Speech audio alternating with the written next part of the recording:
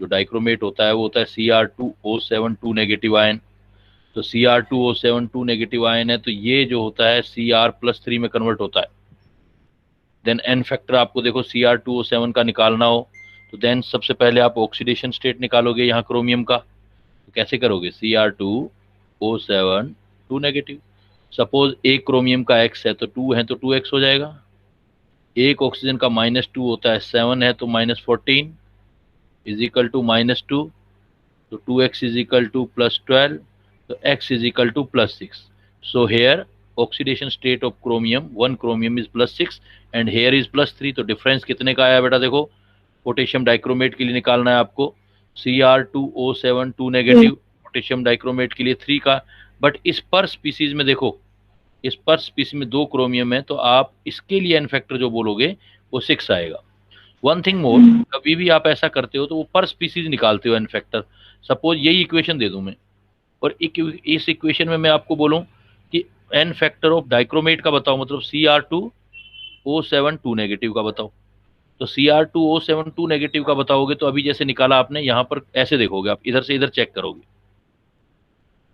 इसके लिए देख रहे हो, जिससे देख रहे हो उसका चेक करोगे प्रोडक्ट। तो यहाँ क्रोमियम का ऑक्सीडेशन स्टेट कितना आया था जैसे अभी आपने किया, that is the +6 and here is the +3, so difference of +6 and +3 mean 3, but per species of dichromate ion में 2 क्रोमियम है इसलिए 2 से मल्टीप्लाई किया, सो आपने एन फैक्टर लिया 3 × 2 × 6। Clear? But if you want to calculate the n factor of chromium, suppose आप इसका देखना चाहते हो क्रोमियम, तो आप ऐसे देखोगे फिर अब इसका वन स्पीसीज लेना है, जिसके बारे में निकालते हो उसका वन स्पीसीज लेना है। तो क्रोमियम में देखो, क्रोमियम Cr+3 में डिफरेंस कितने का आएगा बेटा? वापस चेक करो, +3 से +6, तो डिफरेंस कितने का आया यहाँ पर? अगेन 3 का होगा डिफरेंस, तो वही होगा। बट यहाँ पर इस स्पीसीज में Cr कितने हैं देखो आपके पास, यहाँ तो 2 नहीं है ना, यहाँ तो Cr कितना है सिर्फ हमारे पास 1 है। Cr 1 है तो आप इंटू 1 करोगे, तो आपसे एन फैक्टर क्रोमियम का पूछेगा तो 3 बताओगे आप, डाइक्रोमेट के पूछेगा Cr2O7 का तो आप 6 बताओगे। ऐसे देखो, सपोज एग्जांपल ले लिया मैंने N2 और मैंने कह दिया N2 को अमोनिया में कन्वर्ट कर दिया, सपोज मैंने N2 को अमोनिया में कन्वर्ट कर दिया, N2 को अमोनिया में कन्वर्ट कर दिया। अब नाइट्रोजन N2 के अंदर एन फैक्टर निकालना है या अमोनिया के अंदर निकालना है, कैसे डिपेंड करेगा? देखो आपका, सपोज आपको पहले N2 के लिए निकालना है एन फैक्टर फॉर N2, तो देखो ऑक्सीडेशन स्टेट निकालो। तो N2 में क्या होगा? N2 है, एक नाइट्रोजन का x, 2 का 2x, इक्वल टू कोई चार्ज ही नहीं है, तो x इज इक्वल टू 0 आ गया। तो यहाँ नाइट्रोजन का ऑक्सीडेशन स्टेट 0 हो गया आपका। लेकिन यहाँ नाइट्रोजन का ऑक्सीडेशन स्टेट निकालो आप, देखो यहाँ NH3 है, तो एक नाइट्रोजन का x, हाइड्रोजन का +1 होता है एक का, तो +3 इक्वल टू 0, तो x is equal to solve करोगे तो -3। तो अमोनिया में ऑक्सीडेशन स्टेट नाइट्रोजन का -3, बट नाइट्रोजन के अंदर ऑक्सीडेशन स्टेट 0। अगर आप नाइट्रोजन का इनफेक्टर निकालना चाहते हो तो ऐसे चेक करो, देखो बेटा इनफेक्टर निकाल रहे हो, कितने का डिफरेंस आ रहा है? देखो 0 से -3, इट मींस डिफरेंस कितने का है आपके पास? 3 का डिफरेंस है। लेकिन नाइट्रोजन है कितने आपके पास, ये और चेक किया करो। पर स्पीसीज नाइट्रोजन में देखो 2 नाइट्रोजन है, तो इसका मतलब एन फैक्टर ऑफ नाइट्रोजन इस रिएक्शन के लिए कितना आ गया? 6। बट अगर मुझे ये चाहिए कि n factor for ammonia, ammonia में कितने नाइट्रोजन है? 1। तो डिफरेंस जो लेगा सिर्फ 3 × 1 आ जाएगा, क्योंकि एक ही नाइट्रोजन है। तो अमोनिया का एन फैक्टर 3 आया और इस रिएक्शन में नाइट्रोजन का एन फैक्टर 6 आया। तो इस रिएक्शन में इक्विवेलेंट वेट ऑफ N2 निकालोगे तो क्या आएगा? फार्मूला वेट ऑफ N2 का formula weight 28 by n factor, तो एन फैक्टर नाइट्रोजन का कितना लेना चाहिए? 6। समझ रहे हो मेरी बात? इक्विवेलेंट वेट निकालना है तो जितना स्पीसीज में, पर स्पीसीज में जितने एटम है उससे भी मल्टीप्लाई करना पड़ता है। लेकिन इसी रिएक्शन के अंदर मुझे इक्विवेलेंट वेट ऑफ अमोनिया निकालना होगा तो कितना लिखूंगा? देखो फार्मूला वेट अमोनिया का नाइट्रोजन का 14 और 3 17 डिवाइडेड बाई इसका एन फैक्टर, कितना आएगा एन फैक्टर? 6 नहीं लिखेंगे, कितना लिखेंगे? 3 लिखेंगे। क्लियर? तो एक बार यहां मैं रोकता हूं एन फैक्टर वाले पॉइंट को। अभी तक जो हमने काम किया, तो एन फैक्टर हम निकालते हैं ऑक्सीडाइजिंग या रिड्यूसिंग एजेंट का, तो पर स्पीसीज, पर एटम कितने इलेक्ट्रॉन एक्सचेंज होते हैं और उस स्पीसीज में ऐसे एटम कितने उस स्पीसीज के अंदर, जैसे डाइक्रोमेट में 2 क्रोमियम थे, Cr2 था तो 2 से मल्टीप्लाई किया था, नाइट्रोजन में N2 था तो 2 का मल्टीप्लाई किया था, क्रोमियम का एन फैक्टर निकालना है तो Cr एक ही था तो सिर्फ डिफरेंस लिया, इंटू 1 किया, और अमोनिया के अंदर नाइट्रोजन का एक ही नाइट्रोजन था तो डिफरेंस निकाल के 1 से मल्टीप्लाई किया। क्लियर? चलो बेटा आगे। Yes sir. अब देखो, आप थोड़ा एन फैक्टर का इतना नॉलेज लेने के बाद हम क्या है, कॉन्सेंट्रेशन टर्म इजिली सोल्व कर सकते हैं। Concentration term,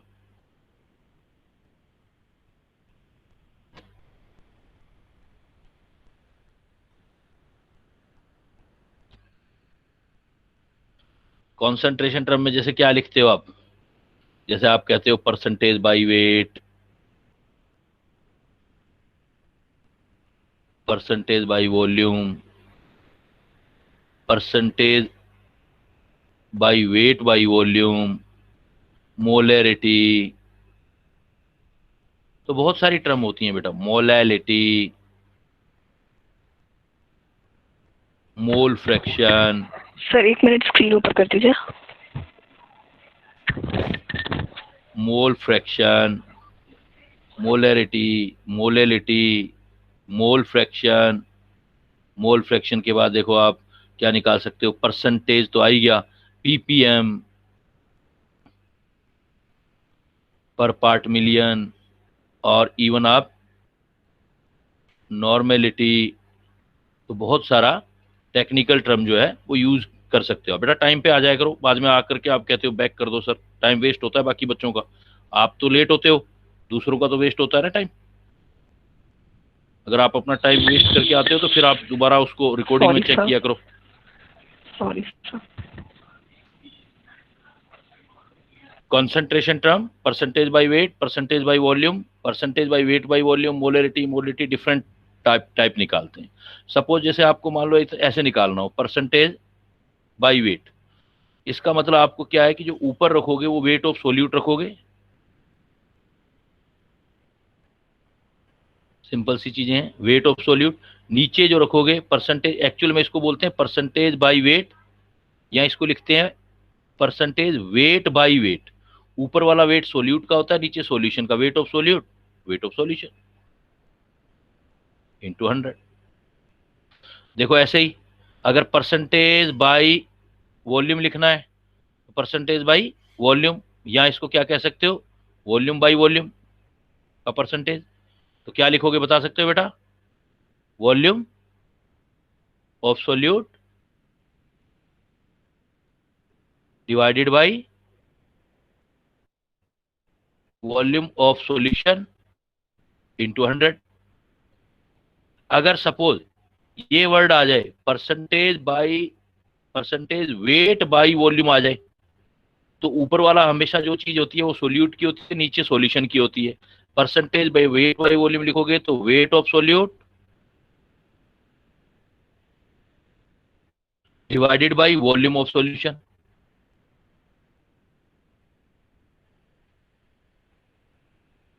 into 100। अगर आपको कहता है पीपीएम, परसेंटेज ना बोल के पीपीएम बोल रहा है, पर पार्ट मिलियन, तो चाहे वेट में निकालो चाहे वॉल्यूम में निकालो, जैसे weight by solute, weight by solution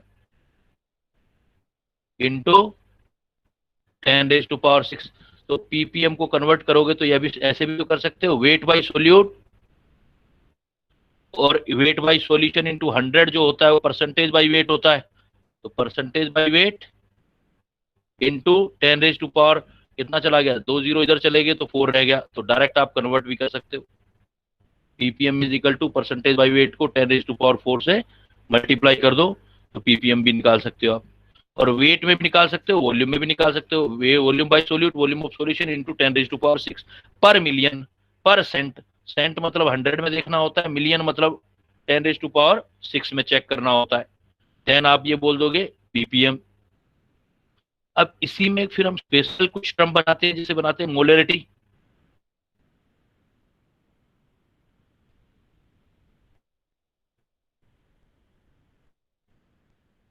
molarity, तो मोलरिटी का जो कैलकुलेट करते हैं, मोलरिटी को हम कैपिटल एम से लिखते हैं, या moles of solute moles of solute, volume of solution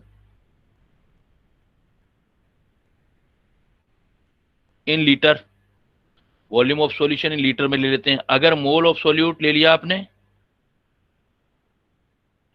और वॉल्यूम बेटा ले लिया आपने सॉल्यूशन का, बट मिलीलीटर में ले लिया, तो लीटर में कन्वर्ट करने के लिए 1000 लगा देना। अब ये देख लेना कि सॉल्यूशन का वॉल्यूम लीटर में दे रखा है या मिलीलीटर में दे रखा है, तो मोलरिटी आ जाएगा। तो मोलरिटी को m से लिखते हैं, मोल को n से लिखते हैं, स्मॉल n से, वॉल्यूम को v से लिखते हैं। तो इसका मतलब एक आपके पास फार्मूला आ जाएगा हेयर कि n is equal to m into V in litre. अगर मोलरिटी को वॉल्यूम से मल्टीप्लाई कर दें तो n मतलब मोल ऑफ सोल्यूट कैलकुलेट हो सकते हैं, मोल ऑफ सोल्यूट कैलकुलेट हो सकते हैं।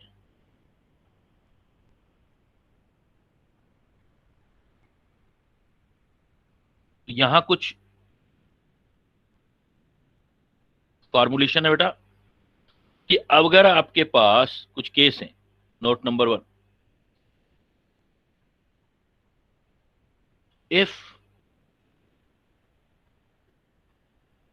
परसेंटेज बाय वेट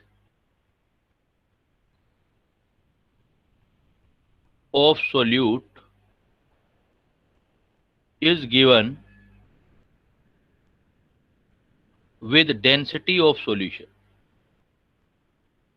ये शॉर्टकट सिखा रहा हूं, देखो कुछ आपको परसेंटेज बाई वेट दे रखा हो और डेंसिटी दे रखी हो, और डेंसिटी होनी चाहिए ग्राम पर मिलीलीटर में।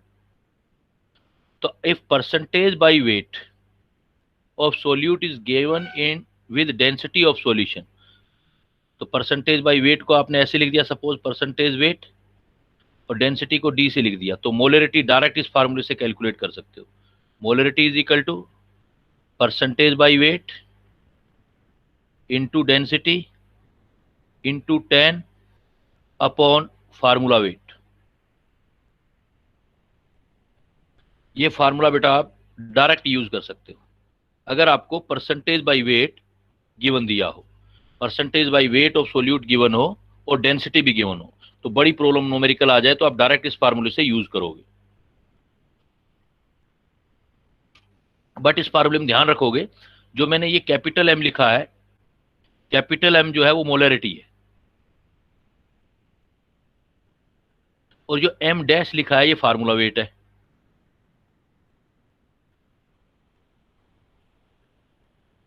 जैसे मोलर मास हो तो मोलर मास ले लेना। तो m is equal to percentage by weight density into 10 divided by M dash. M dash मतलब मोलर मास आ जाएगा। अगर आपके पास, इसी में ध्यान रखना है, इफ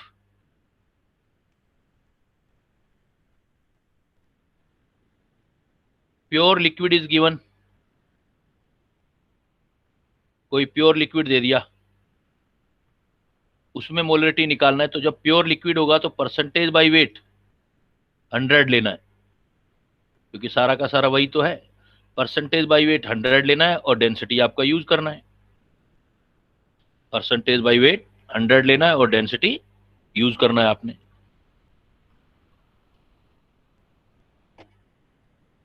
दूसरी चीज,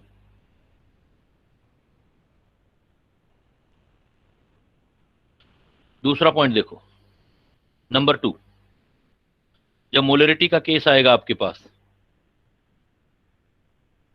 तो मोलरिटी के केस में देखो, मोल निकालने का जरूरी नहीं है एक ही फार्मूला हो। हमें पता है कि मोल इस फार्मूले से भी निकलते हैं, वेट अपॉन फार्मूला वेट तो होता ही है, लेकिन आपने किया था नंबर अपॉन एवोगैड्रो नंबर भी निकल सकते हैं। तो आप molarity, so molarity is equal to, ये फार्मूला भी तो यूज कर सकते हो, molarity is equal to mole की जगह number upon Avogadro number, mole हो जाएगा। वॉल्यूम आपका सपोज मिलीलीटर में है तो इंटू 1000। जैसा प्रॉब्लम आए, सिर्फ मोल की जगह ये वाला फार्मूला रख दिया, मोल की जगह एन अपॉन एन नहीं, बाकी सारी चीज वही है। मोल की जगह ये रख दिया, वॉल्यूम मिलीलीटर में है तो ये 10⁻1000। तो एक फार्मूले से दूसरे फार्मूले आपको बनाने आने चाहिए। You need to analyse the formula. Basic formula एक ही है, लेकिन क्वेश्चन की डिमांड के अकॉर्डिंग आप फार्मूला क्या यूज करते हो ये आप पर डिपेंड करता है। जैसे देखो तीसरी चीज, अभी आपने एक चीज और की, मोलरिटी। तो मोलरिटी देखो डिपेंडेंस किस किस पर है, molarity is equal to formula था हमारा number of mole, basic formula, moles of solute और divided by volume of solution. तो इसमें अगर हम ये देखें कि फैक्टर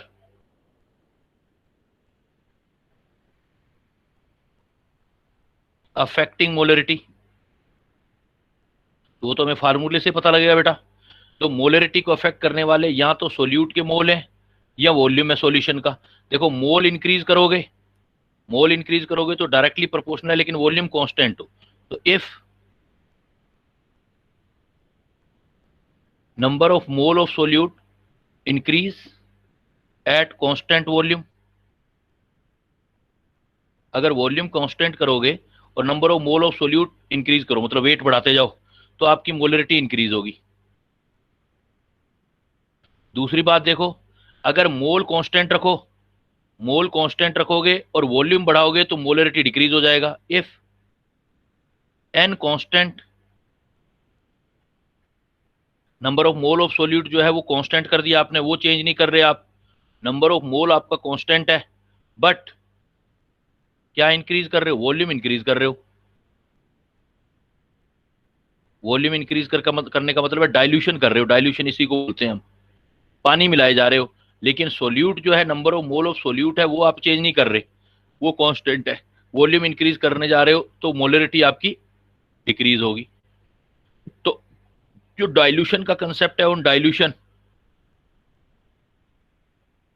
जब भी आप डाइल्यूट करते हो बेटा, ऑन डाइल्यूशन जो number of mole of solute रहते हैं, number of mole of solute remain constant,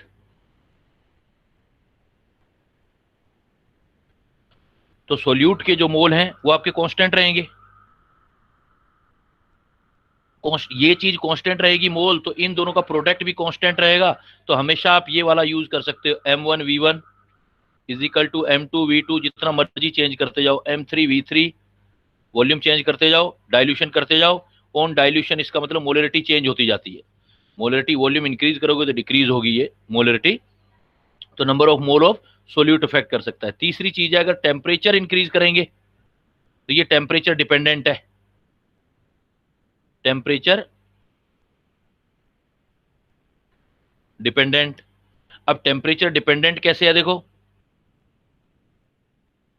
कि अगर आप टेम्परेचर इंक्रीज करोगे तो वॉल्यूम इंक्रीज हो जाता है, टेम्परेचर इंक्रीज करोगे वॉल्यूम इंक्रीज हो जाएगा, तो आपका वॉल्यूम एक्सपेंड होने लगेगा, वॉल्यूम एक्सपेंड होने लगेगा तो मोलरिटी डिक्रीज हो जाएगी। तो वॉल्यूम से रिलेटेड है, इसलिए टेम्परेचर डिपेंडेंट है मोलरिटी। मोलरिटी जो आएगा वो आपका टेम्परेचर डिपेंडेंट प्रॉपर्टी रहेगा। तो मोलरिटी किस किस चीज पर डिपेंड करती है, एक तो डायरेक्ट ही दिख रहा है, मोल कितने डालते हो और वॉल्यूम कितना डालते हो। लेकिन if we take some solution of giving solution, then molarity remains same. So molarity is an intensive property. काफी important question, intensive property. Molarity extensive नहीं है, मोलरिटी इंटेंसिव, मतलब अमाउंट पर डिपेंड नहीं कर रही। देखो मैंने मान लो एक वॉल्यूम बना के छोड़ दिया ना, मैं मोलरिटी चेंज कर रहा हूं, ये मैंने एक सॉल्यूशन बनाया, मैंने 1 लीटर सॉल्यूशन बना के छोड़ दिया और उसकी मोलरिटी कुछ भी है, जैसे M मोलरिटी है, M ये बना के छोड़ दिया मैंने। अब इसी में से मैंने कुछ वॉल्यूम बाहर निकाल लिया, थोड़ा सा मान लेता हूं मैं 20 मिलीलीटर बाहर निकाल लिया, तो इस 20 मिलीलीटर वॉल्यूम वाले की भी मोलरिटी कितनी आएगी बेटा बताओ। सो सेम होगी मोलारिटी, सेम ही होगा। एम ही तो रहेगी, सेम, क्योंकि मैंने ना तो number of mole of solute change किए, ना ही वॉल्यूम अलग से मिलाया, डाइल्यूट किया, ना तो इसमें पानी मिलाया एक्स्ट्रा, जो पहले का सॉल्यूशन बना हुआ है उस सॉल्यूशन में से कुछ अमाउंट बाहर निकाल दिया, तो मोलरिटी सेम रही। अगर ऐसा होता है तो अमाउंट पहले ज्यादा था, अब अमाउंट कम है, लेकिन तब भी मोलरिटी जो है वो सेम है, then that's why it is known as intensive property. तो मोलरिटी जो है वो एक इंटेंसिव प्रॉपर्टी है, एक्सटेंसिव नहीं है। तो इसलिए मैंने लिखा है if we take some solution of given solution then molarity remain same. So molarity is a intensive property, जैसे मैंने एग्जांपल करके आपको ये दिखाया है। अब सपोज इस पर हम प्रॉब्लम बनाते हैं, देखो न्यूमेरिकल बनाते हैं।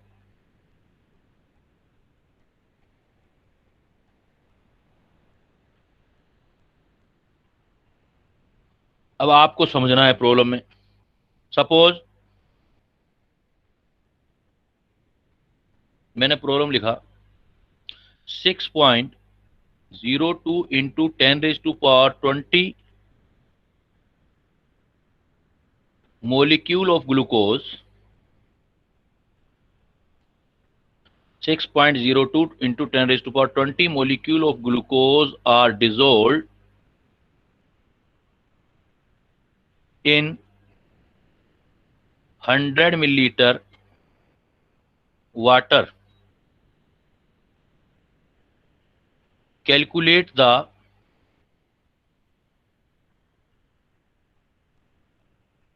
molarity of solution.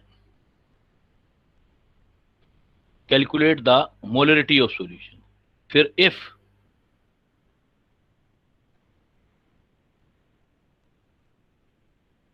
if 0.01 mole of glucose are extracted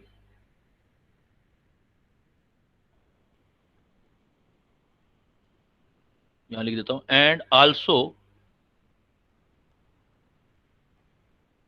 calculate molarity if, पहला पॉइंट दे दिया मैंने 0.01 मोल ऑफ ग्लूकोज एक्सट्राइडेड, और second if in initial solution 100 milliliter of water is added।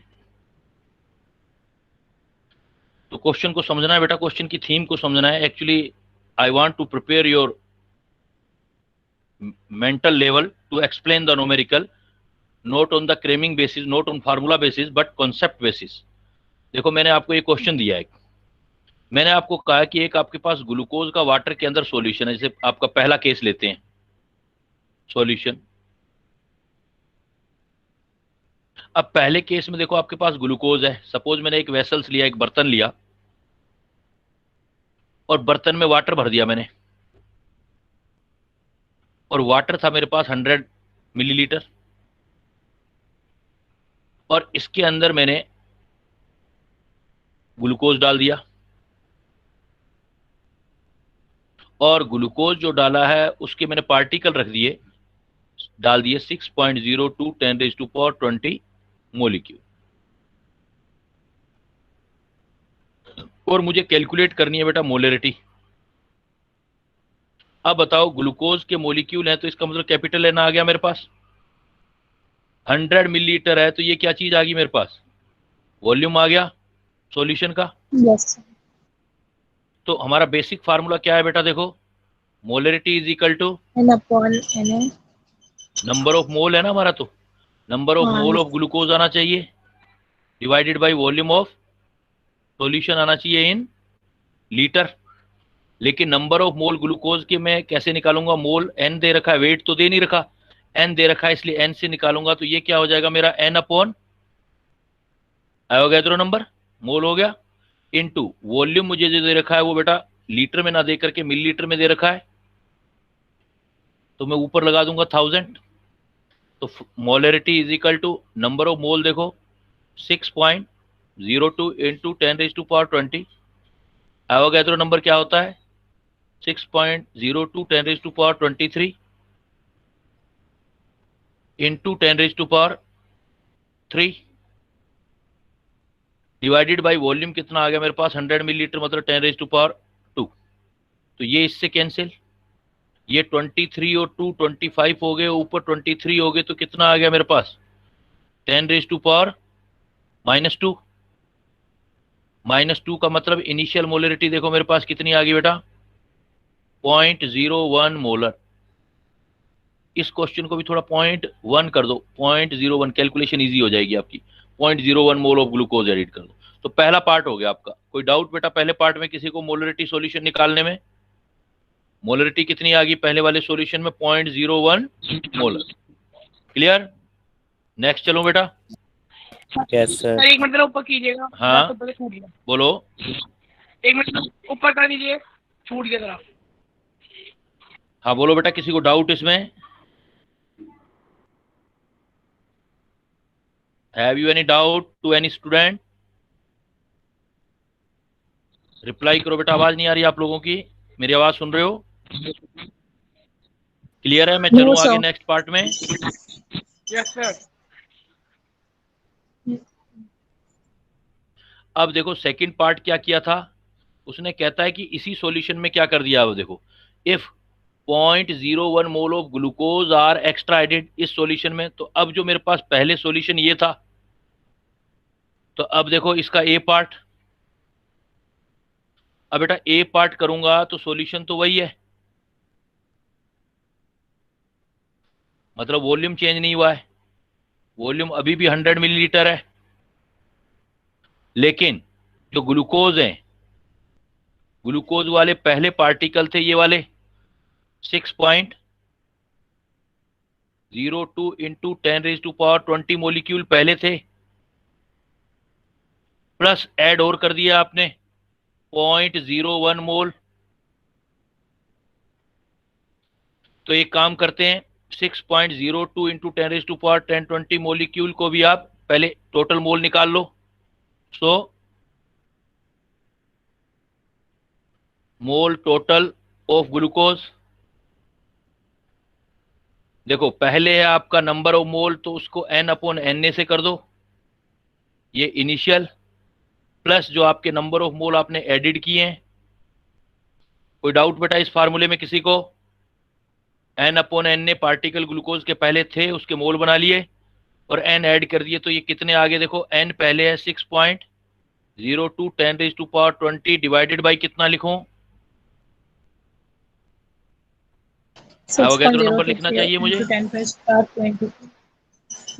Avogadro number लिखना चाहिए, तो बेटा एवोगैड्रो नंबर लिख देते हैं 6.02 इंटू 10 रेज टू पावर 23, और ये तो डायरेक्ट ही n मोल दे ही रखे हैं 0.01, तो ये कितना हो गया 10 ऊपर चला गया 20, 6.02 10 रेज टू पावर 20 23, तो 23 हो गया, तो कितना हो गया ये देखो, इससे कैंसिल 10 रेज टू पावर -3, तो 0.001 प्लस कितना आ गया मेरे पास 0.01।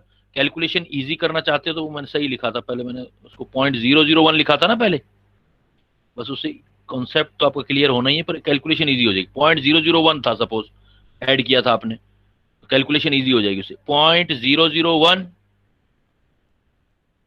पहले था और प्लस 0.001 और ऐड कर दिया आपने, तो टोटल कितने मोल हो गए देखो 0.002। इसको क्या लिख सकता हूं 2 इंटू 10 रेज टू पावर -3। तो हमारे पास टोटल मोल आ गए ग्लूकोज के इतने। अब वापस मोलरिटी निकालते हैं, तो फाइनल मोलरिटी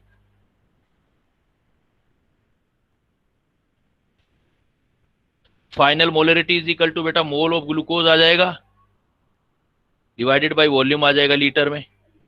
तो नंबर ऑफ मोल ग्लूकोज कितना आ गया 2 into 10 raise to power -3, volume कितना आ गया देखो 100 मिलीलीटर है, तो 1000 कर दो, तो 1000 करोगे तो 1000 से 1000 कैंसिल, तो कितनी मोलरिटी आ गई देखो 0.02 मोलर। पहले कितनी मोलरिटी थी बेटा देखो, पहले कितनी मोलरिटी आई थी, पहले बेटा इनिशियल स्टेज में कितनी मोलरिटी थी सॉल्यूशन की 0.01। 0.01 मोलरिटी पहले था बेटा। तो अगर आप ग्लूकोज एक्स्ट्रा मिलाओगे तो मोलरिटी बढ़नी चाहिए थी या घटनी चाहिए थी? मोलरिटी क्या होना चाहिए था अगर एक्स्ट्रा मोल मिलाओगे तो आप? आंसर दो यार, बढ़नी बोल चाहिए ही नहीं रहे हो। अगर मैं मोलरिटी में कह रहा हूं कोई सॉल्यूशन बना हुआ है, एक्स्ट्रा ग्लूकोज मिलाऊंगा तो मोलरिटी बढ़ना चाहिए था या कम होना चाहिए था? सर बढ़ना चाहिए था। बढ़ना चाहिए था ना, तो बढ़ गया ना ये देखो। कई बार तो आईक्यू से ही क्वेश्चन हो जाता है। ऑप्शन ए की बढ़ा हुआ है तो वही आंसर दे देंगे, 0.01 से 0.02 हो गया। अब क्या है कि दूसरा स्टेज देखो, कहता है उसी सॉल्यूशन में मान लो आपने ऐड नहीं किया और वाटर ऐड कर दिया, ग्लूकोज ऐड नहीं किया, बस क्या है बी वाले पार्ट में देखो,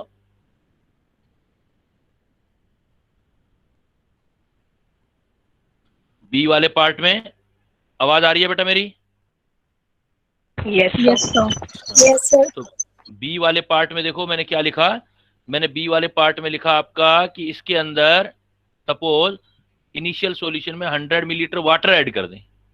तो अब हम क्या ऐड कर रहे हैं उसके अंदर? वाटर ऐड कर रहे हैं हम। तो वाटर ऐड करने पर देखो क्या हो रहा है। सर आपकी स्क्रीन नहीं शो हो रही है। नहीं हो रही। मैं लेफ्ट। तभी मैं पूछ रहा था आपसे, एक मिनट मिल जाते हैं मिलने वाले। क्या 5 के बाद काजू। क्या? काजू, क्या तुम ये क्वेश्चन कर पाई थी जो सर ने अभी पूरा दिया? सारा लिखते लिखते गाना तो छूटा था, बार बार बैक बैक करके लिख रहे थे। नहीं पता, मैंने ही पहले कर लिया। मुझको बहुत खुशी हो रही है यार कि मैंने मोलारिटी का सोल्यूशन पूरा अपने आप सॉल्व किया। सर बता तो रहे थे लेकिन क्वेश्चन मैंने नहीं डिफिकल्ट नहीं किया। था, समझ आ गया? हाँ तो मैं कहा क्या डिफिकल्ट था, ठीक है। ऐसा मेरा दिमाग ना खराब करो, शांत रहो। अच्छा मैं खराब कर रही हूँ।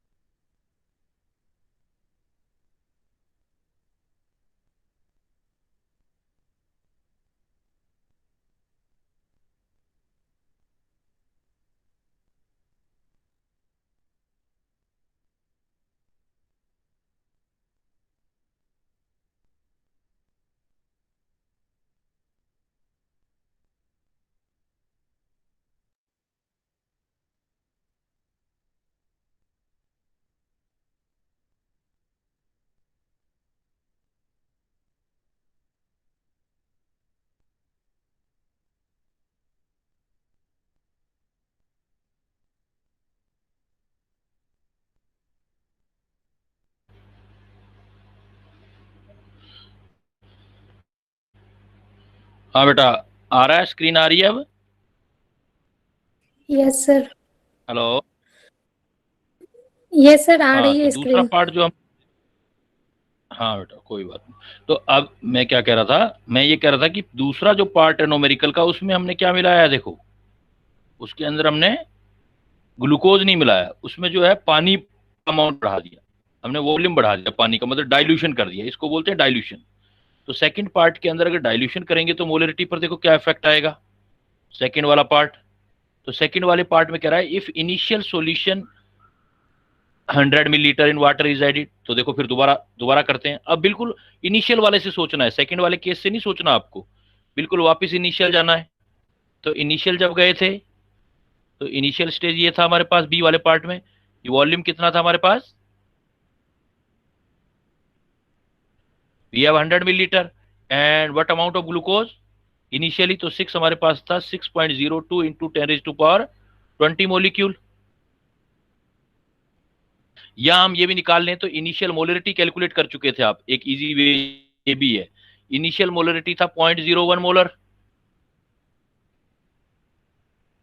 अब आपने क्या कर दिया, 100 मिलीलीटर डाइल्यूशन कर दिया, 100 मिलीलीटर डाइल्यूशन और ऐड कर दिया, मतलब 100 मिलीलीटर वाटर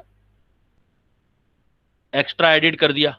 तो आपने 100 मिलीलीटर वाटर ऐड किया है ना, इससे सोल्यूट के मोल पे तो कोई फर्क नहीं पड़ा। तो फॉर डाइल्यूशन आप ये फार्मूला यूज कर सकते हो, फॉर जब भी आप डाइल्यूशन करते हो, जब भी आप डाइल्यूशन कर सकते हो, तो M initial V initial is equal to M final V final use कर सकते हो बेटा।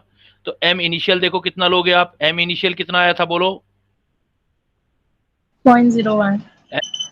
0.01 लोगे, बिल्कुल लोगे बेटा। और इनिशियल वॉल्यूम कितना लोगे आप, इनिशियल वॉल्यूम 100 ml। 100 ml।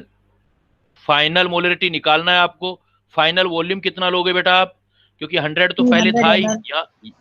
यहाँ लोचा होता है बेटा, क्योंकि 100 तो पहले ही था, यहाँ सोचना होता है।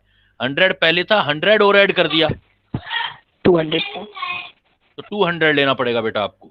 100 पहले था, 100 आपने और ऐड कर दिया तो 200 ले लिया। तो अब सोल्व कर लोगे आप तो कितना आ जाएगा देखो, 0.01 इंटू 100, मोलरिटी फाइनल निकालना चाहते हो, इंटू 200 हो गया, ये 200 से ये 0 कैंसिल हो गया, Yes, sir. तो मोलरिटी निकाल लोगे आप, कैलकुलेट कर लोगे तो पहले से कम आ जाएगी बेटा मोलरिटी। तो फाइनल मोलरिटी आपका आ जाएगा, then your final molarity is equal to 0.01 by 2, तो ये हो जाएगा 0.005, 5। Yes sir. कम हो गया।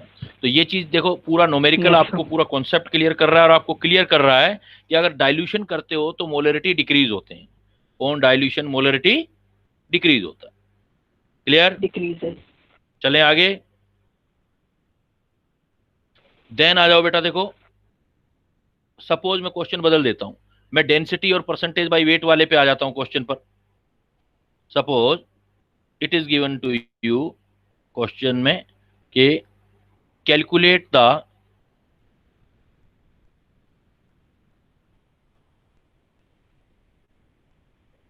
मोलरिटी ऑफ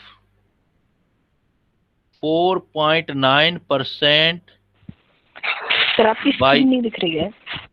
वेट ऑफ, नहीं यहां से तो क्लियर है बेटा, बाकियों को भी नहीं दिख रही क्या? दिख रही है सर। हाँ तो Okay, बेटा आपका thank you. प्रॉब्लम है, देखो calculate the molarity of 4.9% bye weight of H2SO4 aqueous solution, H2SO4 aqueous solution. Calculate the molarity of 4.9% by weight of H2SO4 aqueous solution and density of solution is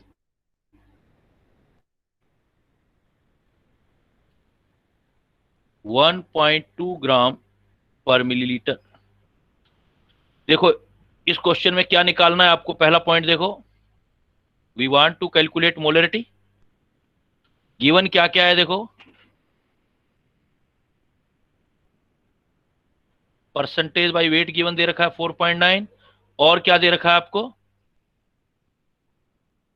density दे रखा है ग्राम पर millilitre में yes sir.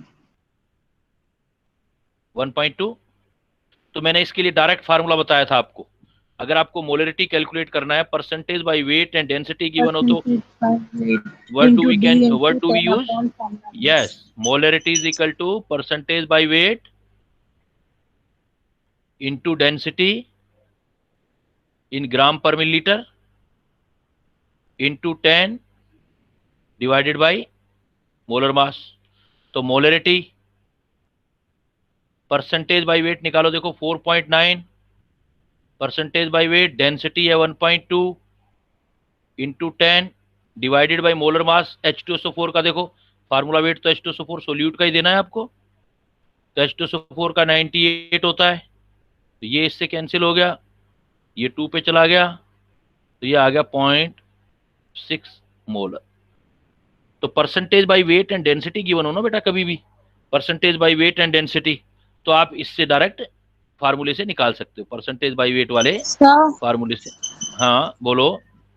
तो ऊपर वाले question में आपने बोला था अगर हम लोग वॉल्यूम बढ़ाएंगे तो मोलारिटी घट जाती है, तो ऊपर वाले में हम लोगों ने जब 100 ml से 100 ml और ऐड किया था तो 0.002 से तो 0.005 हो गई।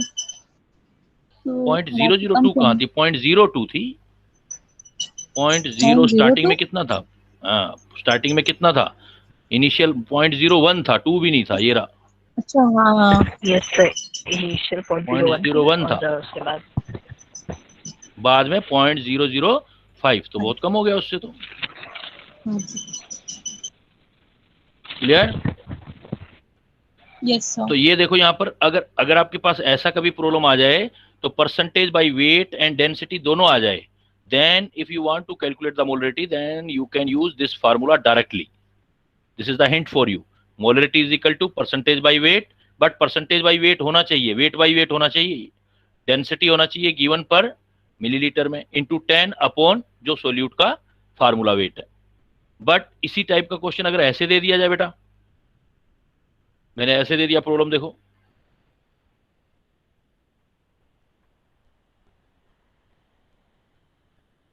calculate the molarity of pure water, calculate the molarity of pure water। देखो अपने को वाटर का डेंसिटी तो आता है ना, सॉल्यूशन कैसे निकालेंगे हम? देखो वाटर का डेंसिटी हमें पता होना चाहिए, अभी प्रॉब्लम भी की थी मोल कंसेप्ट में। डेंसिटी ऑफ वाटर कितना होता है? 1 ग्राम पर ml। तो इसका मतलब वाटर का डेंसिटी भी पता है।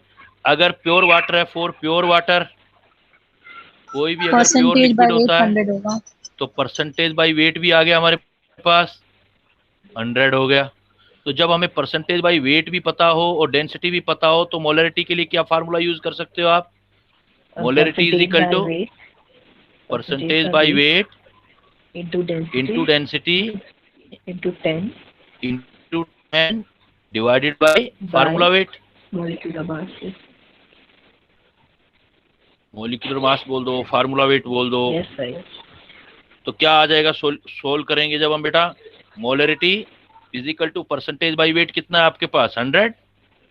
प्योर है तो प्योर वर्ड आते ही 100, डेंसिटी है 1 इंटू 10 डिवाइडेड बाई 18, तो ये वैल्यू आ जाएगी 1000 बाई 18, तो 55.56 रहता है ये, 50.5।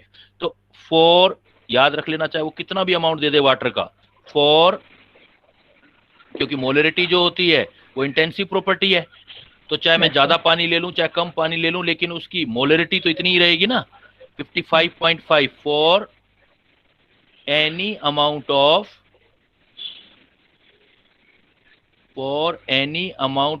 Pure water.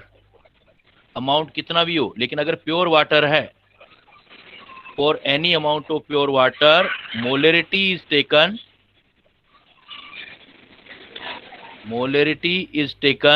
55.5 मोलर। जैसे कई बार एग्जाम में प्रॉब्लम आया है, कह दिया उसने कि पहले मेरे पास 1 kg वाटर था, फिर मैंने 5 kg वाटर ले लिया, लेकिन प्योर वाटर है, तो प्योर वाटर का पहले मोलरिटी और बाद मोलरिटी कितना होगा? तो दोनों टाइम क्या करोगे आप? दोनों ही टाइप आंसर क्या दोगे बेटा? हाँ, जब भी प्योर वाटर वर्ड आ जाए तो आंसर दोगे 50.5.5। हाँ, अगर वो डेंसिटी थोड़ा बहुत ऊपर नीचे कर दे तो देन कैलकुलेट कर लोगे आप मोलरिटी वाले फार्मूले से। क्लियर? नेक्स्ट देखो बेटा, नेक्स्ट टेक्निकल जो आपका कंसंट्रेशन टर्म आता है वो आता है मोलैलिटी।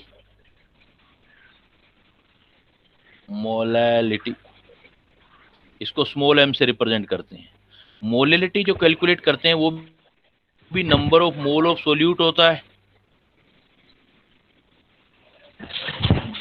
लेकिन डिवाइडेड बाय जो हो जाता है वो वेट ऑफ सॉल्वेंट हो जाता है। वॉल्यूम नहीं आता, या वेट आता है, और वेट भी सॉल्वेंट का किलोग्राम में। इसलिए ऊपर देखो एक चीज और है, ये भी कई बार क्वेश्चन पूछ लेते हैं, बड़ा सिंपल सा एग्जाम में क्वेश्चन आ जाता है, बच्चे थोड़ा सा मिस कर जाते हैं कि मान लो आपको ऊपर मोलरिटी दिया तो बेसिक फार्मूले से हमेशा यूनिट जब भी निकालना हो तो आपने बेसिक फार्मूले से निकालना है। देखो अगर वो पूछ लेता है कि मोलरिटी का यूनिट क्या है, तो जो बेसिक फार्मूला सबसे पहले आपने उठाया था N/V। m/v, तो m/v में जो बेसिक फार्मूला उठाया था मोल डिवाइडेड बाय वॉल्यूम, और वॉल्यूम जो लेना है वो आपने लीटर में लेना है। यहाँ से में लेना है, तो मोल पर लीटर। यहाँ से मोलरिटी का अगर यूनिट कभी भी पूछ ले आपसे, यूनिट ऑफ मोलरिटी, तो इस फार्मूले से लेना। मोल का मोल होता है, वॉल्यूम जो है लीटर में लेना है, तो मोल पर लीटर, मोल पर लीटर यूज करना है। ऐसे ही अगर दूसरा कॉन्सेंट्रेशन टर्म कह दिया आपका मोलैलिटी, सेकंड आ गया मोलैलिटी, तो मोलैलिटी में क्या करना है, मोल ऑफ सोल्यूट लेने हैं, लेकिन divided by volume of solution, weight of solution भी नहीं लिखना, वेट ऑफ सॉल्वेंट लिखना है। तो molality is equal to mole of solute divided by weight of solvent in kg. तो मोलैलिटी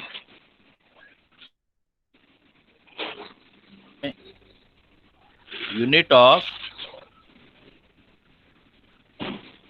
मोलैलिटी, तो मोल का तो मोल ही होगा, और वेट का किलोग्राम, तो मोल पर केजी यूनिट हो जाएगा, मोल पर KG.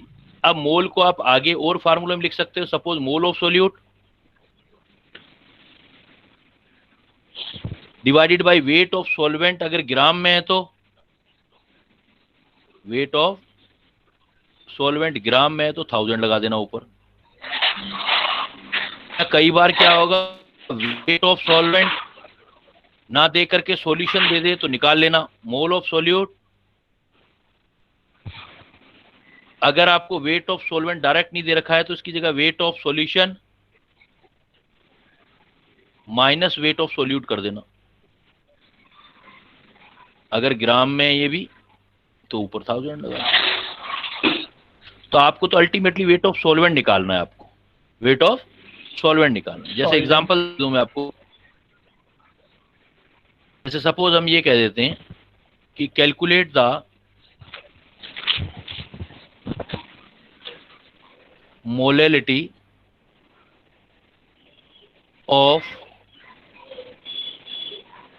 40% weight by weight aqueous solution of NaOH। अब 40% वेट बाय वेट करना है आपको, तो आप देखो यहाँ परसेंटेज वेट बाय वेट दे दिया, तो कैसे सोल्व करोगे आप देखो। 40% वेट बाय वेट का मतलब अगर हमारे पास सॉल्यूशन है तो सॉल्यूशन कैसे निकालोगे, देखो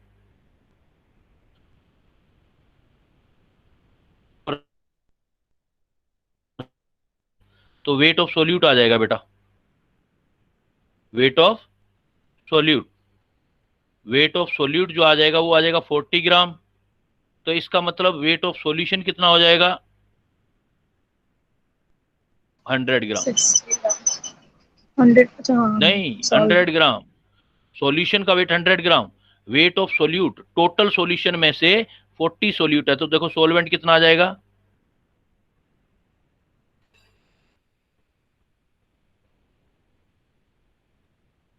60 ग्राम। तो अगर वेट बाय वेट दे रखा है तो 40% वेट बाय वेट दे रखा है, तो 40 ग्राम सोल्यूट है, 60 ग्राम सॉल्वेंट है। तो अब देखो आप निकालोगे तो मोलैलिटी निकालोगे स्मॉल m, तो हमें निकालना है weight of solute, mole of solute, divided by weight of solution solvent, अगर ग्राम में है तो 1000 लगा दोगे, तो number of mole of solute calculate करो।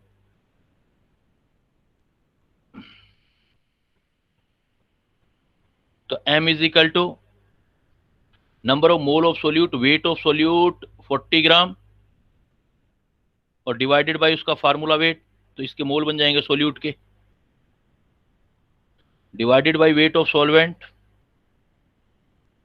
इनटू 1000, तो weight upon molar weight 40 gram divided by NaOH का formula wait 40, wait of solvent दिया हुआ है 60 इंटू 1000, तो कितना आ गया है देखो, 6 1 जा 6, 16.7 स्मॉल है। तो कैलकुलेट द मोलिटी ऑफ 40%, तो आपको फार्मूले ध्यान रखना है, number of mole of solute को डिवाइड करना है वेट ऑफ सॉल्वेंट से। तो अब अगर हम फैक्टर देखें,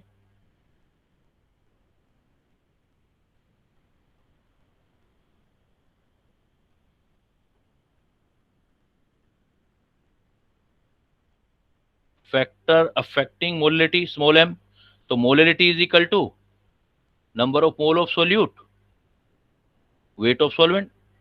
मोल भी वेट से रिलेटेड होता है, ये भी सोल्यूट का वेट, और वेट तो ऊपर भी वेट है नीचे भी वेट है, वॉल्यूम तो है नहीं, तो वॉल्यूम है नहीं तो टेम्परेचर इसको अफेक्ट नहीं करेगा। So since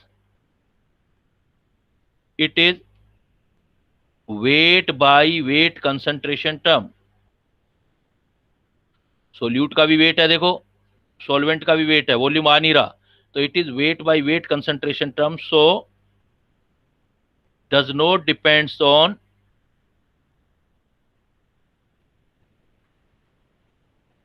temperature. तो ये टेम्परेचर कैसी प्रॉपर्टी है, टेम्परेचर इंडिपेंडेंट कंसंट्रेशन टर्म है, ये कैलकुलेशन टेम्परेचर पर डिपेंडेंट नहीं करेगी, बाकी कैलकुलेशन मोलरिटी की कैलकुलेशन टेम्परेचर पर डिपेंड करेगी क्योंकि वॉल्यूम से रिलेटेड है, ये टेम्परेचर इंडिपेंडेंट है इसलिए बेस्ट है। So best concentration method.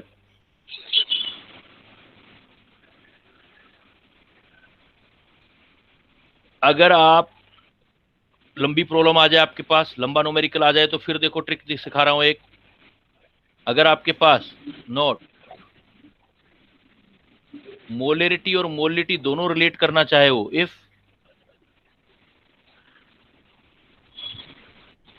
Molarity capital M and molality small m both are given, तो आप ये फार्मूला यूज कर सकते हो। देखो डायरेक्ट, ये जो मैं डायरेक्ट फार्मूले बता रहा हूं ये आपके बहुत काम आने वाले हैं, इनको बड़े अच्छे से याद कर लेना। 1 upon capital M 1 upon D 1 upon small m m dash upon 1000। तो डायरेक्ट हो सकता है कई बार तो ये एक्सप्रेशन डायरेक्ट पूछा जाता है एग्जाम में। तो 1 upon capital M is equal to 1 upon D bracket में 1 upon small m plus m dash. तो यहाँ बताओ बेटा m का मतलब क्या है, ये capital M molarity molarity of solution, ये D का मतलब क्या है, डेंसिटी। ऊपर वाले फार्मूले और इसमें ये फर्क है, ऊपर वाले में परसेंटेज बाय वेट गिवन था और डेंसिटी गिवन थी, इसमें सिर्फ डेंसिटी गिवन है, परसेंटेज बाय वेट नहीं है। तो डेंसिटी, और डेंसिटी होनी चाहिए ग्राम पर मिलीलीटर में, और ये स्मॉल m क्या है, मोलालिटी। ये ध्यान रखना, m डैश क्या है, फार्मूला वेट या मोलर मास ऑफ सोल्यूट लेना है, molar mass of solute, solute का मोलर मास यूज करना है आपने।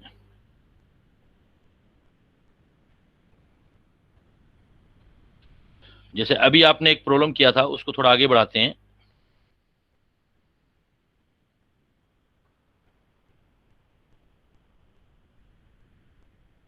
Molarity of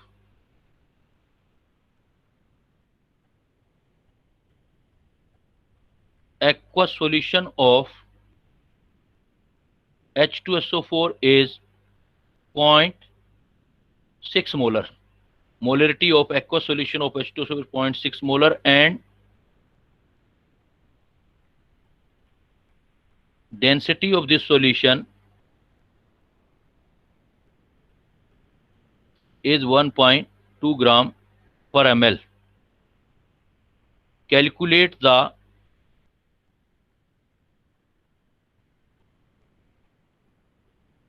molality. Molality मतलब बेटा small m. Molality of solution.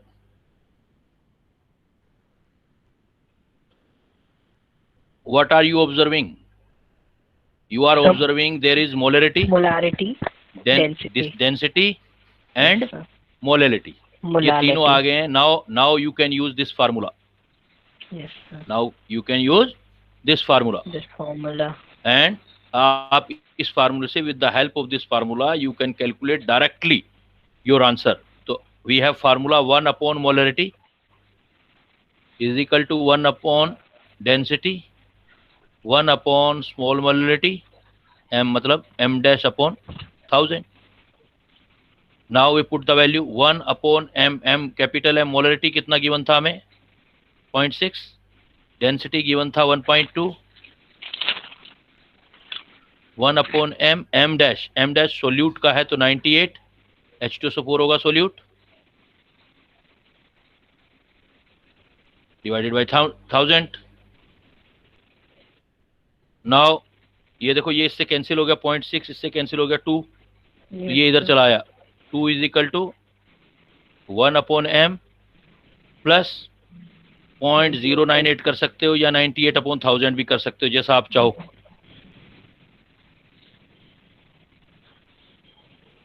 आपको 1 अपॉन m निकालना है तो पहले इसको सोल्व करो. 2 इधर ले जाओ, ये 98 upon 1000. 1 upon m is equal to ये हो जाएगा आपका 2000 माइनस 98 अपॉन 1000 एलसीएम लेकर के. अब इसको सोल्व करोगे आप तो 1 अपॉन m ये कितना हो गया 2000 में चला गया 1900 टू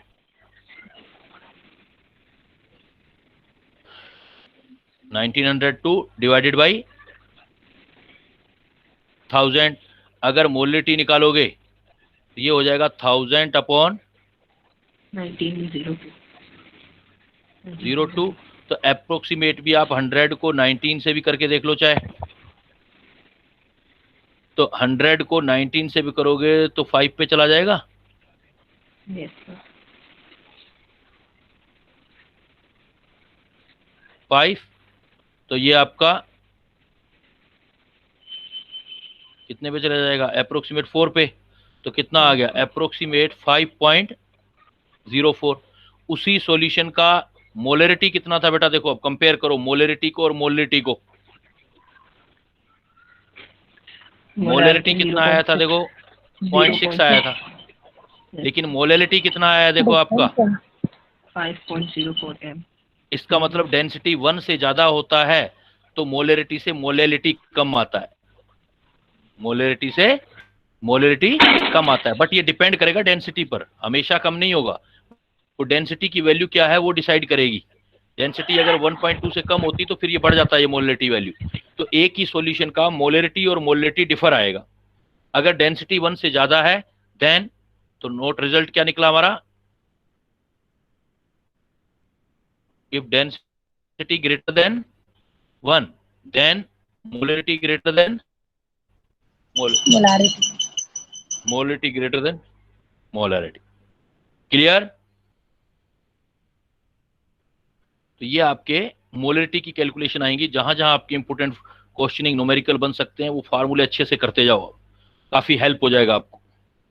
फिर मैंने थर्ड टेक्निकल टर्म यूज किया था बेटा आपका, वो किया था mole fraction.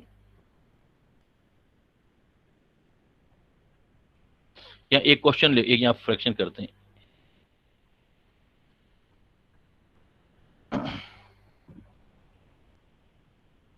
If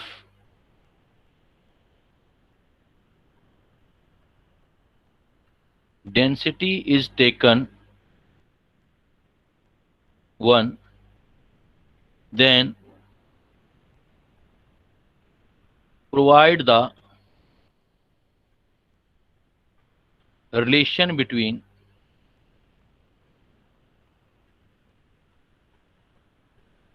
molarity and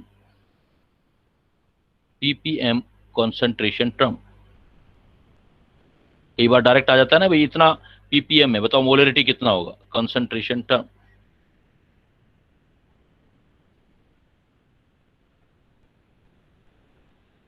देखो बेटा, ppm इज इक्वल टू, हमने फार्मूला पढ़ा है, weight of solute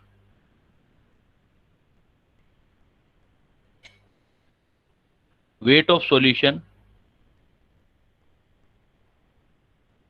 into 10 raised to power 6, weight of solution into 10 raised to power 6, ये पढ़ा है मैंने। और मोलरिटी का फार्मूला पढ़ा है, weight of solute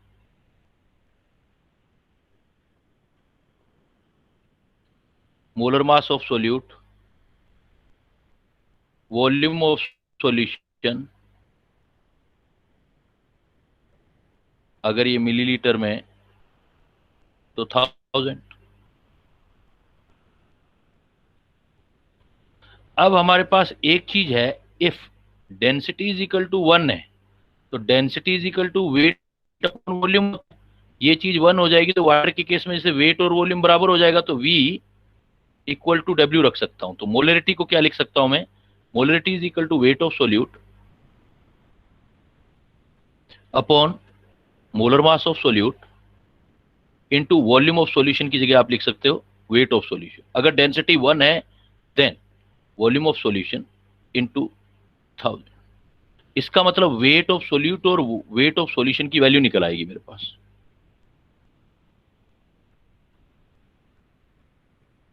wait of solute और वेट ऑफ सॉल्यूशन का वैल्यू निकल आएगा, क्या आएगा, so weight of solute divided by weight of solution is equal to m dash solute upon 10 raise to power 3, ये वाली वैल्यू पुट कर दो इधर। So ppm is equal to क्या आ गया, देखो ppm is equal to weight of solute, weight of solution की जगह लिख सकता हूं m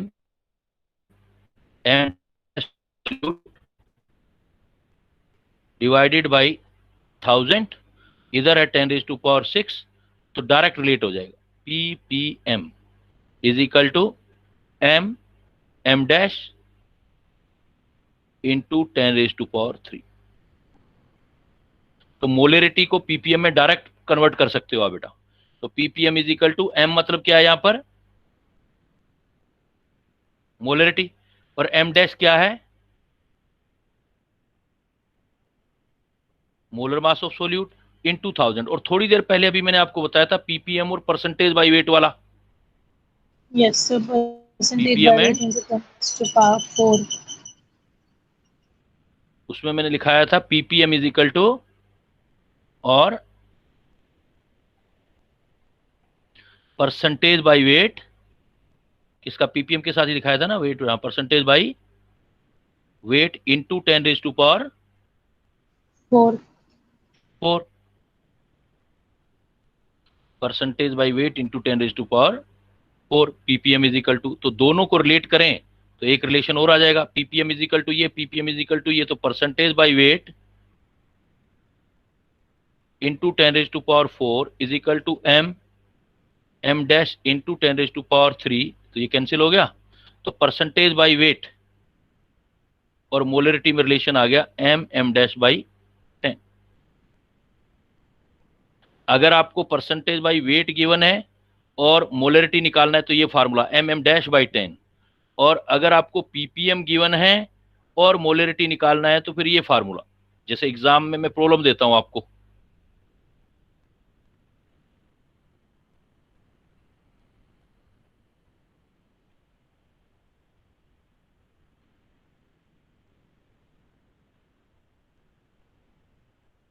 calculate the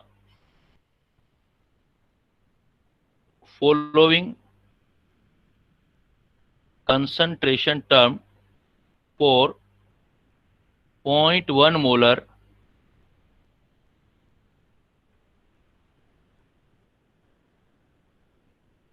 glucose solution. Number 1 ppm और नंबर 2 परसेंटेज बाय वेट। देखो ppm क्या बताया बेटा, डायरेक्ट फार्मूला दिखा दिया ना मैंने आपको। अब देखो आपका इतना बड़ा क्वेश्चन, आपको बस अब जो कॉन्सेप्ट क्लियर हो गया तो अब 1 सेकंड में निकालोगे आप। तो मैंने आपको बताया कि ppm इज इक्वल टू क्या होता है बेटा, m dash into 10⁻³ ppm is equal to m dash into 10⁻³ molarity पता है, फार्मूला वेट पता है, 10⁻³ पता है, ppm निकाल लो। तो ppm is equal to molarity कितनी है आपके पास, देखो 0.1, मोलर मास ये फार्मूला वेट ग्लूकोज का 180 इंटू 1000। तो ये तो इसी से कैंसिल हो गया, ये आ गया आपका 18 इंटू तो 0.018 ppm आ गया। अगर परसेंटेज बाय वेट निकालना है तो क्या फार्मूला बताया, देखो परसेंटेज बाय वेट दोनों ही mm डैश से रिलेटेड है। यहां पर mm डैश लेकिन डिवाइडेड बाय 10 आएगा परसेंटेज बाय वेट निकालोगे तो m m m देखो कितना दे रखा है 0.1, मोलर मास वापस 180 डिवाइडेड बाय 10, एक ये तो इससे ये तो 1.8% ppm में इतना 8%। तो ppm मोलरिटी से डायरेक्ट रिलेट हो गया। तो ppm is equal to mm dash into 1000 और percentage by weight is equal to mm dash by 10। तो आप डायरेक्ट जो है कैलकुलेट कर सकते हो। क्लियर बेटा, चलें आगे। सर जो आपने ऊपर हाँ वाला बोलो। क्वेश्चन कराया था उसमें 1000/1902.5 आ रहा है। हाँ तो 1905 है तो अप्रोक्स ले लिया था ना मैंने 1900, कैलकुलेशन करने के लिए अप्रोक्स निकाल लिया हमने आंसर। बट अगर तो अप्रोक्स भी तो 0.5 आ लिखा जाएगा था। तब तो कम हो जाएगी ना मोलालिटी, तो डेंसिटी अगर 1 से ज्यादा है तो। अरे वो डेसिमल के बाद 4 जीरो पर जा रहे हो तो कितना एक फर्क पड़ेगा, 4 जीरो के बाद ये 0.91902, मैंने इसको 1900 ले लिया, 2 जीरो कैंसिल कर दिया तो ये कितना आ गया 10/19, 10 मतलब अगर इसको 1900 से कर लें तो इधर कितना लिया था हमने 100, मैंने ये लिया ना 100/19। तो कुछ क्या किया, कुछ गड़बड़ किया है हमने, मुझे लगता है यहाँ कितना किया 1000/19, तो 2 जीरो कैंसिल किए हैं ना हमने, तो 10/19 आना चाहिए, 100/19 नहीं आना चाहिए। ये कितना आएगा आपका 10/19, क्योंकि ये तो 1000 है और नीचे वाले को भी 1902 को अप्रोक्सीमेट में कितना ले रहा हूं, 1902 को भी अप्रोक्सीमेट 1900 ले रहा हूं, 1900 ले रहा हूं मैं, तो 1900 अप्रोक्स ले रहा हूं इसको, तो 2 जीरो काट दो 10/19 आएगा। 10/19 का मतलब है हमने 10 से मल्टीप्लाई किया, 10 से डिवाइड कर दो और कम हो जाएगा, ये कितना आ जाएगा 0.50, आगे जो भी आएगा आ जाएगा। वो कैलकुलेशन बना लो, कैलकुलेशन में सर वही तो कोई मोलालिटी से पॉइंट कम हो पॉइंट इधर उधर जाएगी हो ना, जाता है, देख लिया। मोलालिटी से। हाँ फिर वो तो अब पहले भी कम आ रही थी, पहले कम नहीं आ रही थी, सर पहले आपने बोला था कि अगर डेंसिटी 1 पहले से मोलिटी ज्यादा कितनी होगी, आ रही थी पहले 5.04 आपने बताया था। डेंसिटी। तो कहाँ गया वो क्वेश्चन, मैंने देखा कहाँ था, ये था ना आपका 0.6 थी ना, यस सर। 0.6 से 0.5 हो गई, तो चीज तो सही लिखी थी, बस वो कैलकुलेशन गलत था, कम ही लिखी थी ना हमने, ज्यादा थोड़ी लिखी थी।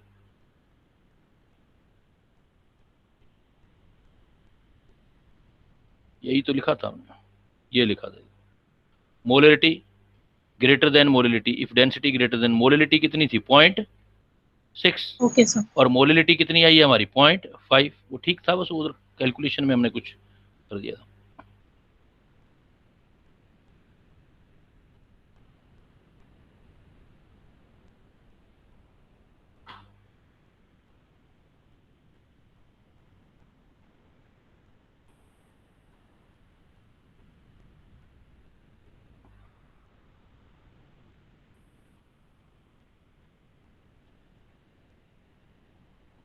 अब आपका और टेक्निकल टर्म देखो क्या रह गया, कॉन्सेंट्रेशन टर्म, जैसे mole fraction.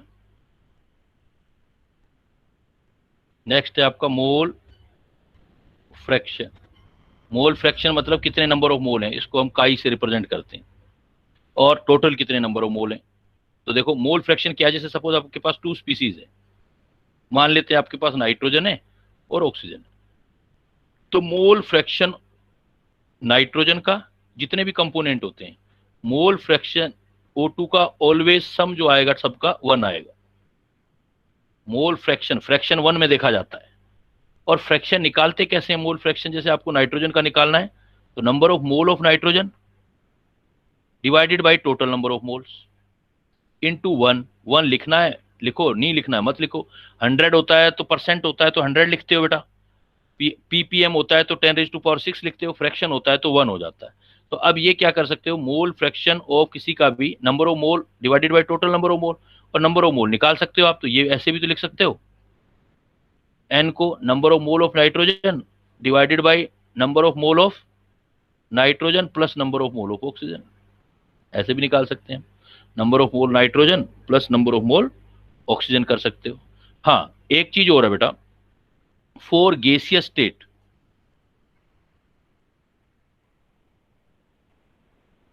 PV is equal to nRT होता है। PV is equal to nRT है if volume of container is same. अगर आपका वॉल्यूम कंटेनर का सेम है तो V भी कांस्टेंट, R भी कांस्टेंट, T भी कांस्टेंट, तो P डायरेक्टली प्रोपोर्शनल N। तो आप जहां N है वहां पर P भी लिख सकते हो। तो आपके पास फार्मूला ये भी आ सकता है, X मतलब पहले ये लिख लो कि N number of mole nitrogen divided by total number of mole is equal to, number of mole की जगह प्रेशर लिख सकते हो, प्रेशर ऑफ नाइट्रोजन और डिवाइडेड बाय टोटल प्रेशर। तो आप ये भी फार्मूला लिख सकते हो किसी का भी मोल फ्रैक्शन। तो mole fraction of nitrogen is equal to pressure, individual pressure of nitrogen divided by total pressure. तो ये फार्मूला जो होता है इंडिविजुअल प्रेशर निकालने में काम आता है। Pressure of nitrogen is equal to mole fraction of nitrogen into total pressure. ये बहुत काम आता है फार्मूला, इसको हम बोलते हैं। सर ये कॉलिगेटिव प्रॉपर्टी में पढ़ाया जाता है ना? कॉलिगेटिव प्रॉपर्टी ये डाल्टन लॉ है, Dalton law, Dalton law of partial pressure है, Dalton law of partial pressure. किसी भी इंडिविजुअल का प्रेशर निकालना है तो मोल फ्रैक्शन को टोटल प्रेशर से मल्टीप्लाई कर दो, तो वहां भी यूज हो सकता है, तो वहां भी यूज हो सकता है। तो आप क्या कह सकते हो, सो इन ए नॉन रिएक्टिंग, आपस में रिएक्शन नहीं करनी चाहिए, non reacting gaseous mixture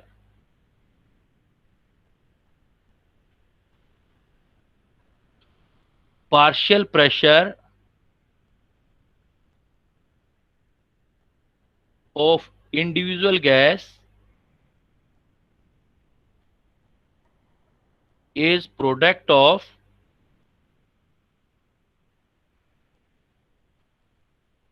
its mole fraction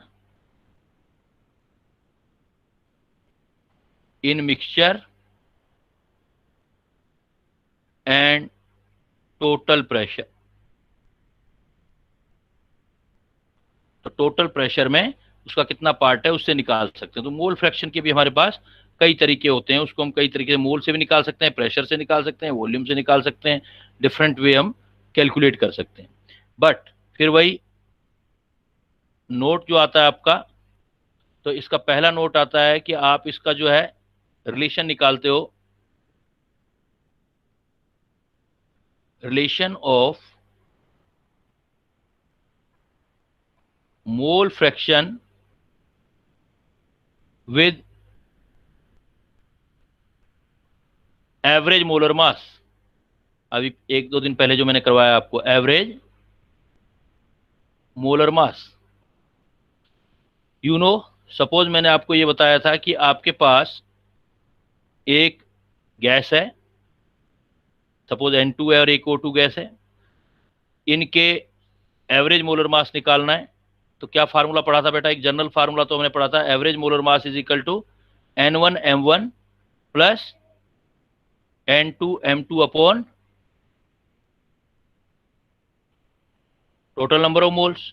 तो एवरेज मोलर मास अगर आपको निकालना है तो इनको अगर अलग अलग करो सोल्व, तो N1 N2M1 plus N2 NT into M2। अब ये इंडिविजुअल के नंबर ऑफ मोल्स और टोटल प्रेशर, यही क्या होता है, मोल फ्रैक्शन होता है, इसी को तो मोल फ्रैक्शन बोलते हैं। तो एवरेज मोलर मास से आप मोल फ्रैक्शन को डायरेक्ट रिलेट कर सकते हैं। तो M average is equal to mole fraction of first M1 plus mole fraction of second M2। Direct use कर सकते हो बेटा आप। जैसे suppose in a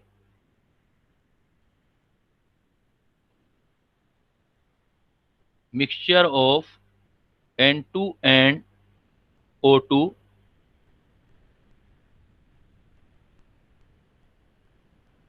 mole fraction, या in a mixture of N2 and O2,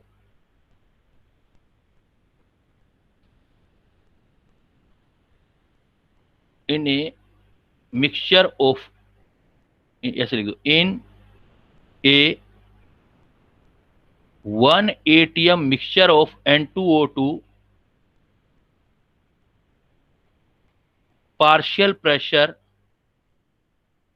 of N2 is 0.78 atm.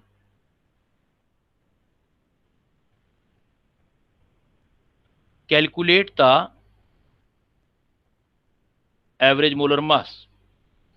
अब देखो कैसे कैलकुलेट करोगे बेटा, इसमें देखो मैंने दो फार्मूले ऐड कर दिया। अब ये दिमाग ज्यादा से ज्यादा चले आपका। हमने क्या किया है, एक मिक्सचर लिया, मिक्सचर में नाइट्रोजन गैस है और O2 गैस है, और टोटल प्रेशर कितना दे दिया उसका, 1 atm।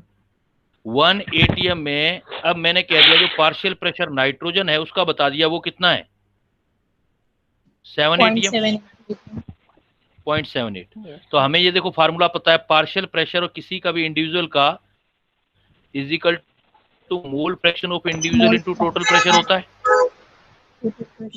है ना। तो इसका मतलब अगर पार्शियल प्रेशर ऑफ नाइट्रोजन निकालना है तो partial pressure of nitrogen is equal to mole fraction of nitrogen into total pressure. तो PN2 की वैल्यू कितनी आ जाएगी बेटा, 0.78। मोल फ्रैक्शन ऑफ नाइट्रोजन आ जाएगा आपके पास, टोटल प्रेशर है 1, तो नाइट्रोजन की कितनी वैल्यू आ गई, मोल फ्रैक्शन 0.78। सिमिलरली अगर ऑक्सीजन का निकालूंगा PO2 is equal to mole fraction of O2 into total pressure. देखो इसमें टोटल प्रेशर तो हमें पता है कितना आ रखा है, 1 atm, उसमें से 0.78 ये है, तो इसका पता लग गया ना, ये कितना रह गया मेरे पास, 0.22। तो ये हो जाएगा 0.22 is equal to mole fraction of O2, total pressure 1 दे रखा है, तो XO2 कितना आ गया, 0.22। अब दोनों के मुझे मोल फ्रैक्शन पता लग गए तो मैं एवरेज मोलर मास कैलकुलेट कर सकता हूं। फार्मूला लगा सकते हो। अब आप क्या फार्मूला लगाओगे, average molar mass is equal to mole fraction of पहले वाले का M1 मोलर मास पहले वाले का, सपोज N2 ले लो, प्लस मोल फ्रैक्शन ऑफ दूसरे वाले का, M02।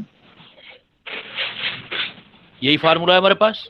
तो M average is equal to mole fraction पहला वाला कितना था, 0.78 इंटू नाइट्रोजन का 28 प्लस दूसरे वाले का XO2 अप्रोक्सीमेट कितना क्या, 22.22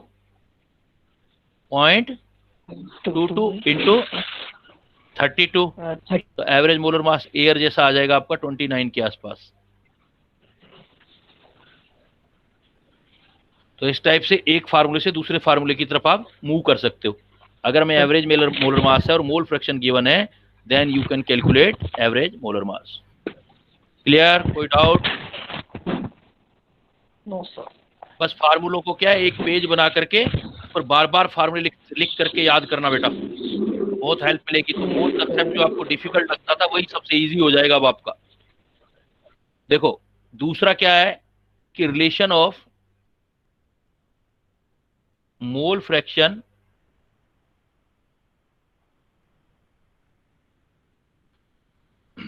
मतलब x विद मोलेलिटी। अगर आपको मोल फ्रैक्शन दे रखा है और मोलिटी निकालना है तो ये फार्मूला यूज कर सकते हो बेटा direct. Molality is equal to mole fraction of solute upon mole fraction of solvent 1000 ऊपर, मोलर मास नीचे, लेकिन ये सोल्यूट का नहीं है, नीचे वाला हमेशा सॉल्वेंट का होता है, ऊपर वाला आएगा तो वो सोल्यूट का था, पिछला एक फार्मूला दिखाया था। तो molality is equal to mole fraction of solute divided by mole fraction of solvent into 1000 upon molar mass of solvent. यहां से आपको मोलर, अगर मोल फ्रैक्शन पता है किसी का तो आप उसका मोलेलिटी कैलकुलेट कर सकते हो, आप मोलेलिटी निकाल सकते हो आप, या मोलेलिटी पता है तो फिर आप मोल फ्रैक्शन निकाल सकते हो आप। जैसे देखो ये प्रॉब्लम,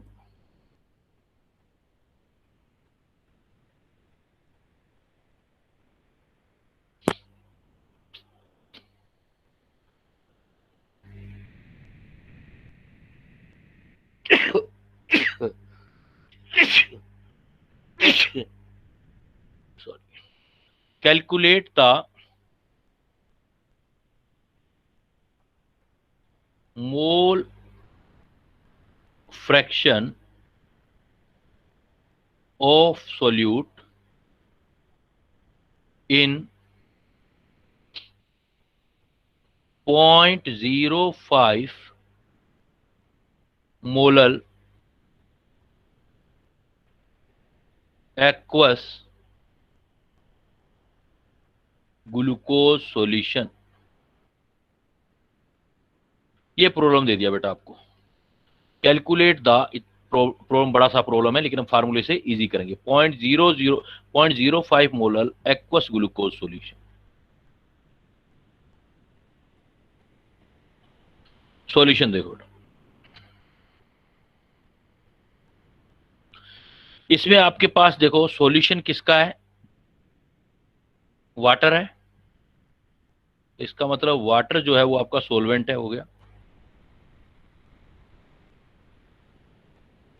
और इसके अंदर मिला रहे हो आप ग्लूकोज, इसका मतलब ग्लूकोज हो गया solute, aqua solution. Molality solution की गिवन है 0.05 और हमें मोल फ्रैक्शन ऑफ ग्लूकोज निकालना। तो डायरेक्ट फार्मूला यूज कर सकते हैं बेटा। क्या फार्मूला है हमारे पास? Molality is equal to mole fraction of glucose या solute mole fraction of solvent in 2000 upon molar mass of solvent. जो चीज निकालनी है उसको छोड़ के बाकी सारी चीज रख दो बेटा। मोलिलिटी गिवन है आपको, मोलिलिटी कितनी है देखो बेटा, लिखो मोलिलिटी गिवन है आपको, कितना दे रखा है मोलिलिटी, आवाज आ रही है बेटा? मोलिलिटी कितना दे रखा है? Yes sir. 0.05 मोलिलिटी दे रखा है 0.05। निकालना क्या चाहते हो? X solute. निकालना क्या चाहते हो? मोल फ्रैक्शन ऑफ सोल्यूट। तो आप एक्स सोल्यूट निकालना चाहते हो तो इसको रहने दो एक्स सोल्यूट। और मुझे ये पता है कि एक्स सोल्यूट और प्लस एक्स सोलवेंट का सम कितना होगा बेटा? 1। तो मैं इस सोलवेंट की जगह भी क्या लिख सकता हूं? 1 माइनस एक्स सॉल्यूट, जो बिकॉज हमें सॉल्यूट तो निकालना है ना, तो उसी चीज की टर्म में रख देते हैं उसको, सोलवेंट को भी उसमें कन्वर्ट कर दिया, इनटू लिख दिया 1000 molar mass of solvent. Solvent कौन है देखो? वाटर वाटर, तो वाटर का मोलर मास रख दूंगा 18। अब मैंने ये ऐसा कर दिया। अब हमारे पास ये तरीका है कि हम इसको 0.05 इधर ले जाएं इंटू 18 और 1 माइनस एक्स सोल्यूट और इंटू आपका आ जाएगा 1000 एक्स सोल्यूट। इसको सोल्व कर लो, देखो ये कितना होता है, 18 5 जा 90 होता है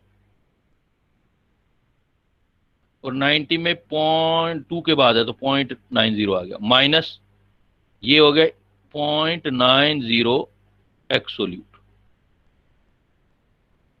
is equal to 1000 X solute.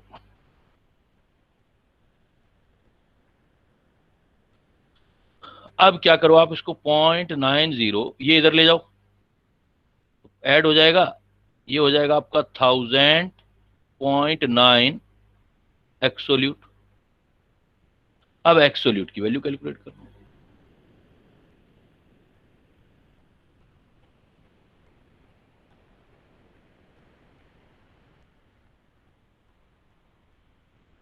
तो काफी कम वैल्यू आएगी 0.9, ये भी क्या है 1000.9, तो अप्रोक्स जो है 3 0 ये आगे एक वो है तो 0.00009 पर आंसर चला जाएगा। एक्स सोल्यूट आपका बहुत कम आ जाएगा। तो इस टाइप से आपको मोलैलिटी और मोल फ्रैक्शन ऑफ सोल्यूट में रिलेशन चाहिए तो आप यहां से निकाल सकते हैं। हाँ, वन थिंग मोर कि जो एक्स सोल्यूट है ये मोलैलिटी है और मोल फ्रैक्शन है उसके साथ रिलेटेड है, दोनों ही वेट से रिलेटेड है, तो मोल फ्रैक्शन भी जो है आपका, mole fraction is weight by weight या वॉल्यूम बाय वॉल्यूम भी हो सकता है, वेट बाय वेट और volume by volume concentration term. So ऊपर वेट है नीचे वेट कैंसिल, ऊपर वॉल्यूम नीचे वॉल्यूम कैंसिल, तो टेम्परेचर इंडिपेंडेंट होगा। So it is also an mole fraction is also an temperature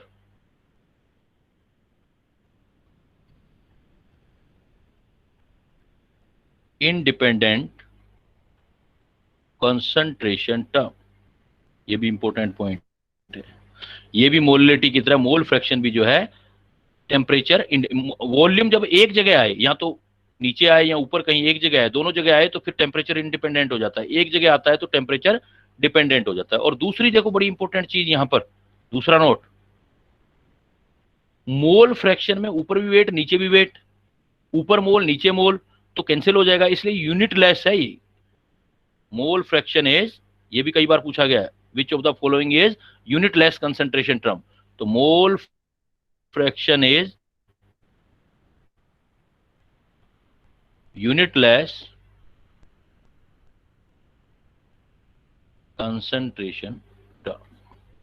तो ये बेटा आज मैंने आपको कंसंट्रेशन टर्म बताई हैं कुछ, कि मोलैरिटी, मोल फ्रैक्शन एक दूसरे से रिलेट कैसे होते हैं, पीपीएम से रिलेट कैसे होते हैं, परसेंटेज बाय वेट से रिलेट कैसे होते हैं, तो ऐसी कुछ कंसंट्रेशन टर्म हमने किए हैं। तो ये आपको अच्छे से करना है क्योंकि एक आधा क्वेश्चन जरूर आता है, दूसरा सॉल्यूशन वगैरह चैप्टर में, सॉलिड में भी इसका काम आता है। क्लियर? Yes sir.